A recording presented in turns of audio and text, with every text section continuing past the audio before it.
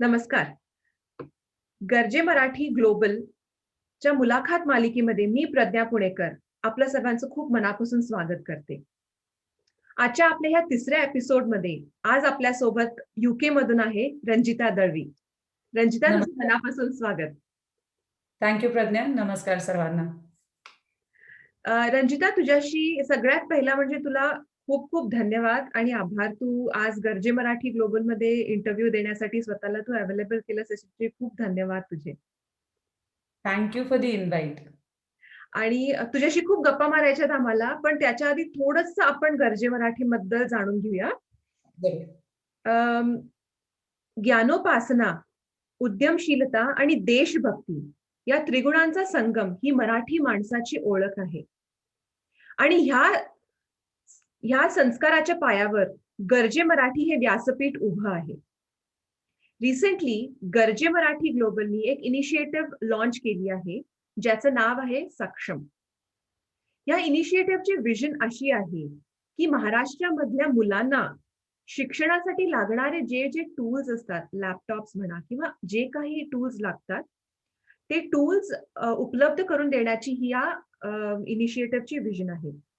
आणि ह्याच बरोबर जगभर असलेल्या प्रोफेशनल्स, एंटरप्रेन्योर्स आणि अकॅडमिशियनशी कनेक्ट करून देण्याची ह्या इनिशिएटिव्हची ही खूप सुंदर विजन आहे.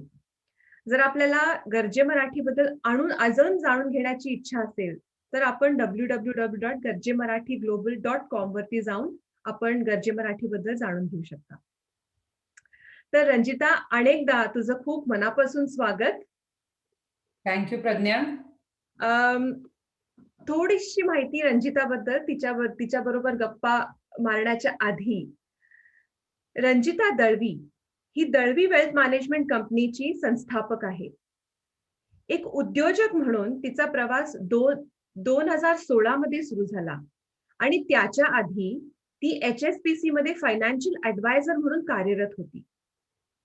रंजितानी MCOM पदवी मिळवली आहे इंडियामधून आणि UK मधून MSc in international banking and finance law हे पूर्ण केलेलं आहे.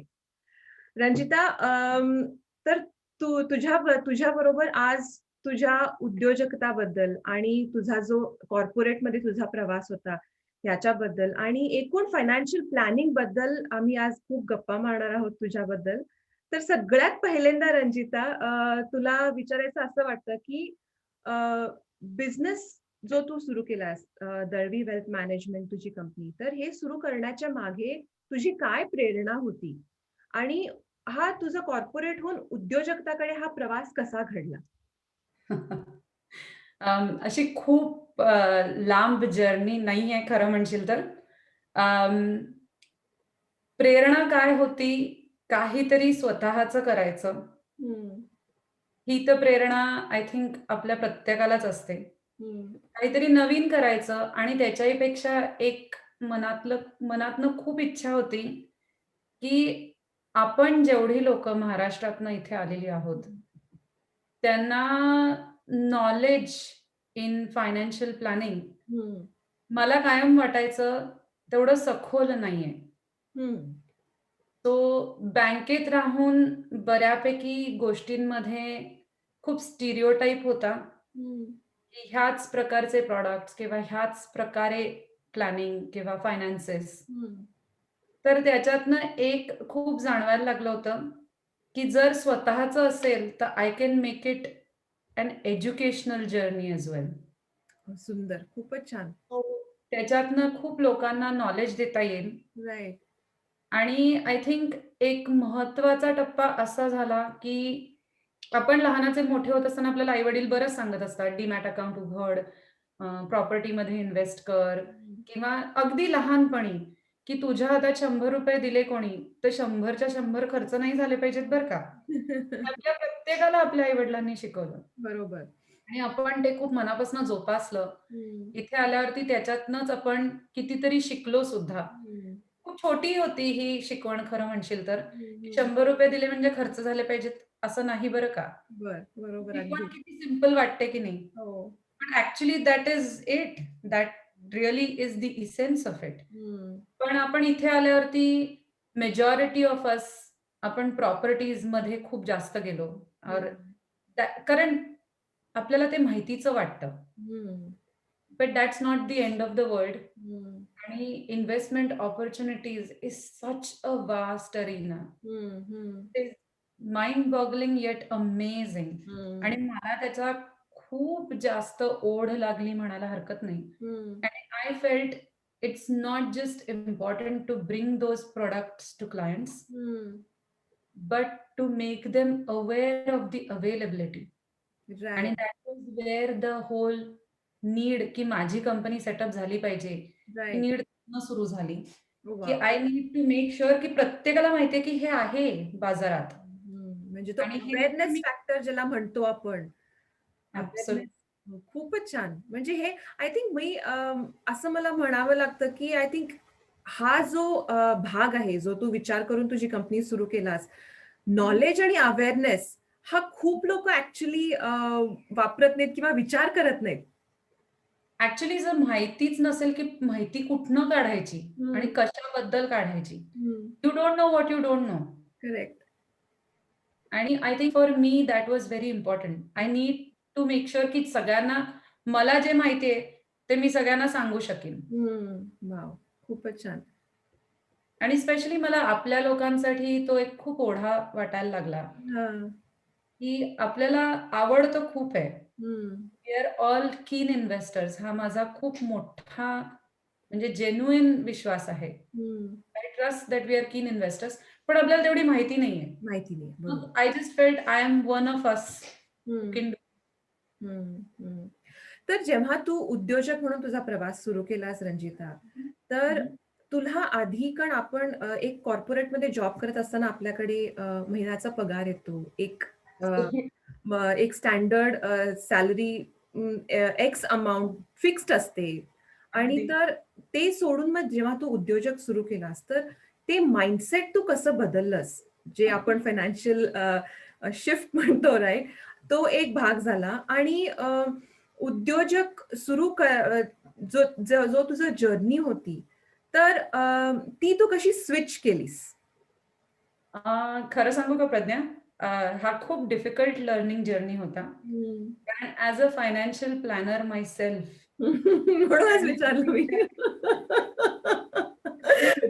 फॉर 10 इयर्स इन एडव्हान्स हं. म्हणजे कंपनी स्वतःची सुरू करायच्या आधी 10 वर्ष मी हे केलेलं होतं. हां.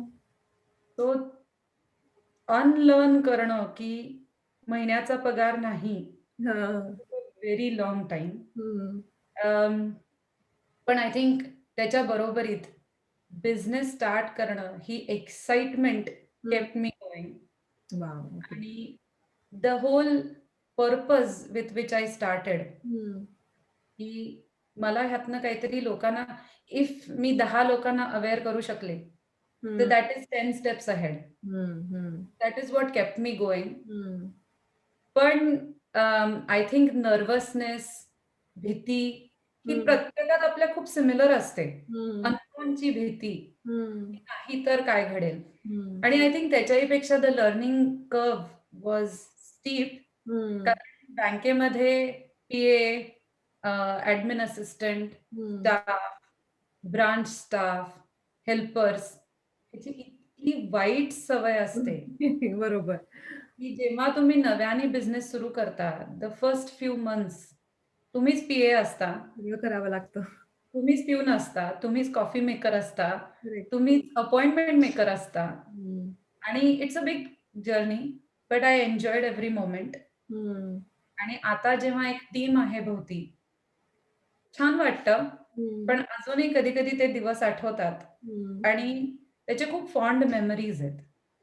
खूपच छान रंजिता आणि म्हणजे तुझ्या आय थिंक तू जेव्हा तुझी उद्योजकताची ही जर्नी सांगायचीस तुझ्या चेहऱ्यावरूनच समजायला लागलं, की ते किती तू ते एन्जॉय केलंस आणि त्याच्यापासून किती तुला खूप आनंद मिळाला हे आय थिंक नक्की आणि अ, तर मला आता हा प्रश्न विचारायसारखा वाटतो, की आता जसं आपण पॅन्डेमिकमध्ये आहे आणि कोव्हिडमुळे सगळीकडेच इतकी अनसर्टनिटी झाली आहे आणि फायनान्स किंवा पैसा हा म्हणजे माणसाचा मूलभूत म्हणायला किंवा ज्याच्यामुळं काहीच हलत नाही जगामध्ये.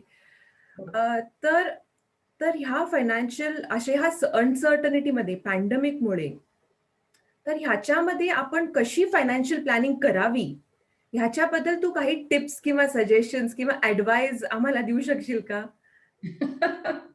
जरूर.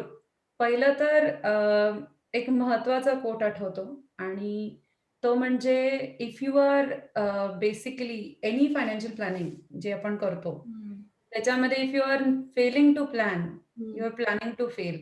हो, वाह! हा एक खूप महत्त्वाचा कोट आहे बेंजामिन फ्रँकलिननी असे म्हणजे पर्सनली माझ्या दृष्टिकोनातनं मी म्हणते we should apply this to every element of our life. हं, हं, Not just financial planning. But हं, of course, it becomes absolutely important हं, in financial planning हं, आणि rather critical. हं, कारण माणसाने ओके, नन ऑफ अस सॉ कोविड हॅपनिंग. हं, इट जस्ट केम लाइक म्हणतो ना, एक वादळ आलं ते हं, आणि हे अख्खं पॅन्डेमिक आणि लॉकडाऊन, इकॉनॉमिक डाउनटर्न हा पण कोणी अँटिसिपेट केलेला नव्हता. हं, But at the same time, planning is critical because आयुष्यात काहीही घडू शकतं. हं. हे या पॅन्डेमिकने अजून क्रिटिकली आपल्याला त्याची जाणीव करून दिली आहे. बरोबर. कित्येक लोकं जी आपल्या आजूबाजूला होती, हं, ते आता नाहीयेत. हं, आणि मग तुम्ही तुमच्या फॅमिलीजचा विचार केलायत का? हं, गोष्टींचं प्लॅनिंग व्यवस्थित केलंयत का? पण ह्या थोड्या फ्लफी गोष्टी झाल्या. To answer your question much more directly, मी म्हणेन आयुष्यात जेव्हा प्लॅनिंग करता, हं, त्याच्यामध्ये make your planning where it is informed planning. हं, त्याच्याबरोबर एक थोडी रिस्कही घ्या. ऑफ कोर्स, कारण if you don't take a risk, हं. You don't get the returns. Right. That applies to everything in life. हं, आपण घर घेताना रिस्क घेत असतो, की व्हॉट इफ या घराची किंमत पडली? हं, पण म्हणून आपण रेंट भरत बसत नाही, की नाही? हं, आपण हं, आपलं घर घेतोच शेवटी. हं, so that is a risk. त्याच्याच बरोबरीत ही रिस्क नका ठेवू, की मी बिल नाही लिहिलं तर ठीक आहे, बघून घेईन मी नंतर. ही हं, खूपच मोठी रिस्क आहे. ही हं, निश्चित घेऊ नका. त्याबरोबरीत थोडी कॅश सेव्हिंग्जही महत्त्वाची आहेत. हं, हो, कॅश इन्फ्लेशननी डिफ्लेट होते, हं, रनडाउन होते. हं. पण त्याबरोबरीत पॅन्डेमिक सारख्या ह्याच्यात आपल्याला जाणवलं, की कॅश किती इम्पोर्टंट आहे. बरोबर, पण त्याच बरोबरीत सगळेच पैसे कॅशमध्ये असणं बरोबर.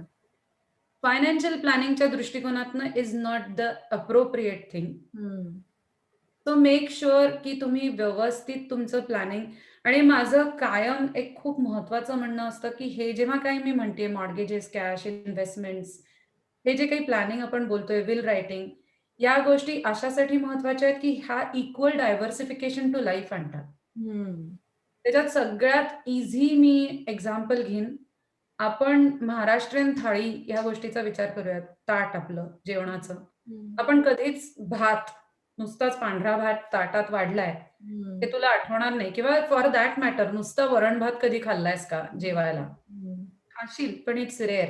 हं, त्याच्याबरोबर काही नाही तर लिंबाचं लोणचं तर घेशीलच ना. हं, लिंबाची फोड तर असेल, मीठ असेल. हं, सो माझं म्हणणं असतं आपल्या ताटाचा विचार करा. त्याच्यात पुरी असते, पुरणाची पोळी असते, तशी साधी पोळी पण असते. हं. एक आपण कोरडी भाजी खातो तशी एक ओली भाजी पण असतेच ना, आमटी पण असतेच. So make sure your financial planning is equally diversified. You right. Are not attached to just one thing one thing. Correct. आणि इललिक्विड अडकून बसू नका कुठल्या गोष्टीत. हं, इललिक्विड ह्याचा अर्थ खूप लोकं काय करतात, की मला हेच कळतं, हं. म्हणून मी फक्त ह्याच गोष्टीत इन्व्हेस्ट करीन. Correct. It's the biggest downfall in financial planning. हं, हं, हं, कारण हेच कळतं, पण तेच मार्केट डाउन झालं तर काय कराल? हं, so make sure you have diversified assets, हं. Diversified planning in place. Right. And there is like आपण आयुष्यात प्रत्येक गोष्टीला प्लॅन बी ठेवतो. हं, फायनान्शियल प्लॅनिंगमध्येही प्लॅन बी असतो. हं, And if anything need for expert advice is at its absolute critical high time, हं, तर त्याला इग्नोर करू नका.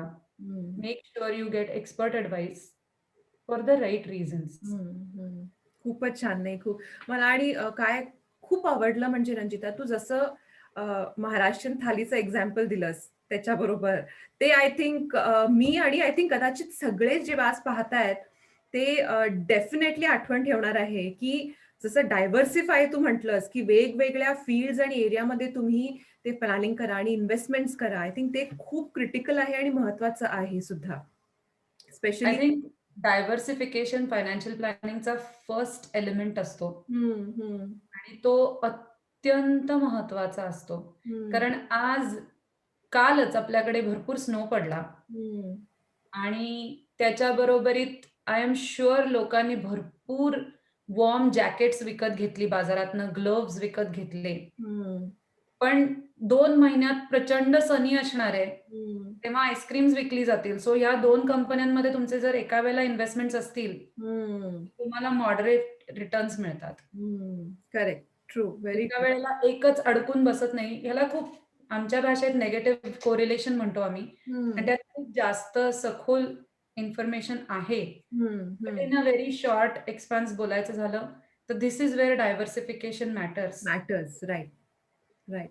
पण ते मला एक प्रश्न असा विचारायचा आहे, की तू जसं बोललास, की फायनान्शियल प्लॅनिंगमध्ये खूप लोकांना सुद्धा कदाचित 1 किंवा 2 एरियामध्ये जास्ती माहिती असते आणि मग तो आपला थोडीशी भीती पण असते, की दुसऱ्या एरियामध्ये आपल्याला तितकी माहिती नसते. तर त्याच्यामध्ये लोकं नॉर्मली इन्व्हेस्ट करत नाहीत. तर तुझ्या एक्सपिरियन्समधून जे तुझे क्लायंट्स आहेत, तर तुझ्या एक्सपिरियन्समधून हे कसं फिअर ओव्हरकम करू शकशील किंवा प्रोबॅबली जास्ती नॉलेज मिळून हे फिअर ओव्हरकम होईल का? किंवा म्हणजे सो दॅट जास्ती डायव्हर्सिफिकेशनकडे वळू शकतात लोकं. आय थिंक नॉलेज इज की. हं, जितकं तुमचा फायनान्शियल प्लॅनर तुम्हाला त्याची माहिती देऊ शकेल, हं, त्याची भीती कमी व्हायला लागते. कुठलीही गोष्ट जोपर्यंत अननोन असते आपल्याला भीती वाटते. हं, हं, वन्स यू नो की काय होणार आहे पुढे, हं. You are much more aware right. आणि much more ready to take that risk. आता आपण जेव्हा आई बनतो, त्यावेळेला सुद्धा आपल्याला कुठे माहिती असतं की व्हॉट रिस्क्स आर एंटेल्ड. पण that does not stop us, बरोबर? हं, but when you take a second म्हणजे जेवढे लोकांना 2 मुलं आहेत, दे विल कदाचित असोसिएट विथ धिस फीलिंग की सेकंड टाईम पण आपण आई बनताना आपल्याला सगळीच माहिती असते असं नाहीये. पण त्यातल्या त्यात कदाचित वी आर बेटर प्रिपेअर्ड असं म्हणायला हरकत नाही. Right. But at the same time the whole reason I brought it up, हं. जेवढं आपल्याला आपला डॉक्टर माहिती देतो, तेवढं आपण थोडं प्रिपेअर्ड फील करतो. बरोबर.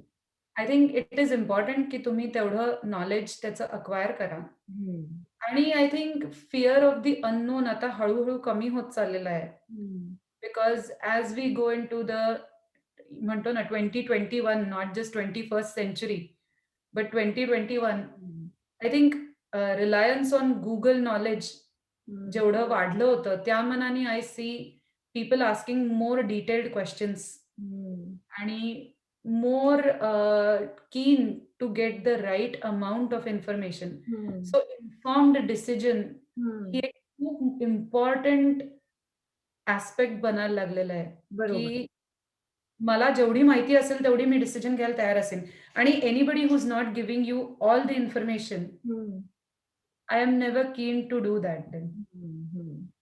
नाही, हे खूपच छान ॲडवाईस आहे रंजिता. डेफिनेटली म्हणजे informed decisions, diversification of financial planning आणि त्याच्यामध्ये जास्ती जितकं नॉलेज एक्सपर्ट्समधून म्हणजे फक्त आपल्याला माहिती आहे असं नाही, त्याच्यामध्ये डीप त्याच्यामध्ये डीप नॉलेज जितकं असेल, तितकं we are more prepared to face I think मी सांगू का, मी बरेच माझे क्लायंट्स बघते who are very well capable of making financial decisions hmm, as of now. हं.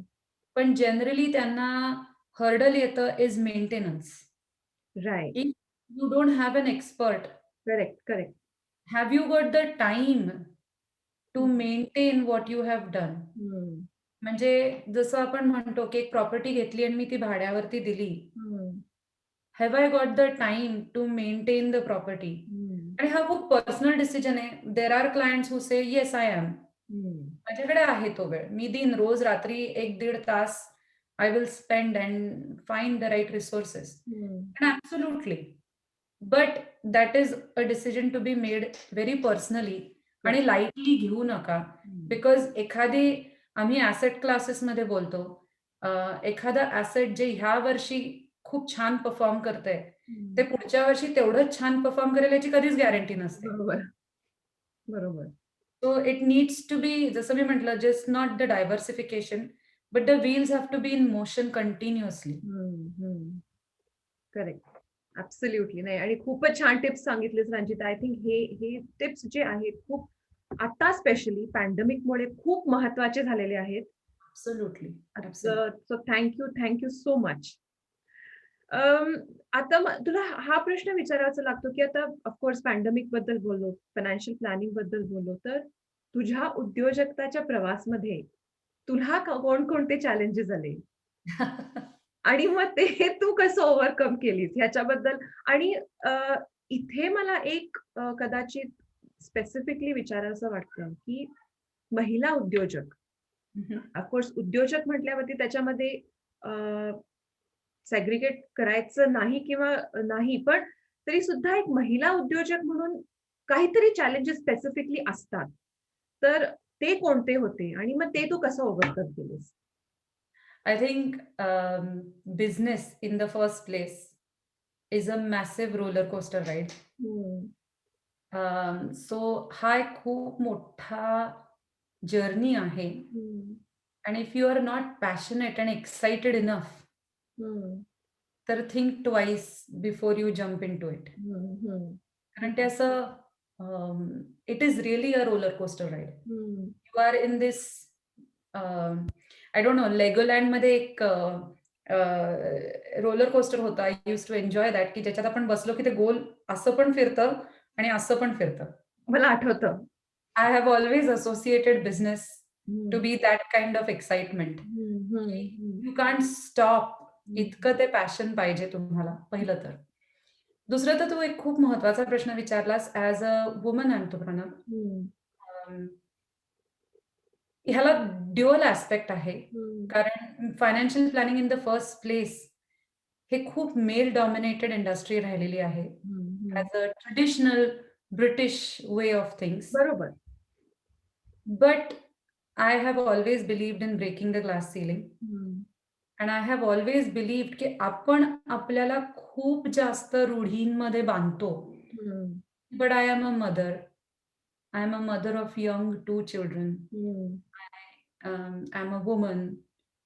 आपण आपल्यासाठीच हे ग्लास सीलिंग तोडलं, हं, तर the world is your oyster. हं, आणि त्याच्यामध्ये म्हणून मी म्हटलं हे टूफोल्ड आहे. Traditionally yes, it is a very male dominated industry even today. हं, म्हणजे फिमेल एंटरप्रेन्योर्सना चॅलेंजेसच नाहीयेत असं माझं मुळीच म्हणणं नव्हतं. हं, of course we face challenges every day हं, while multitasking, while looking at every aspect of the business. But I think आपण स्वतःला जास्त बंधनं घालतो स्वतःच.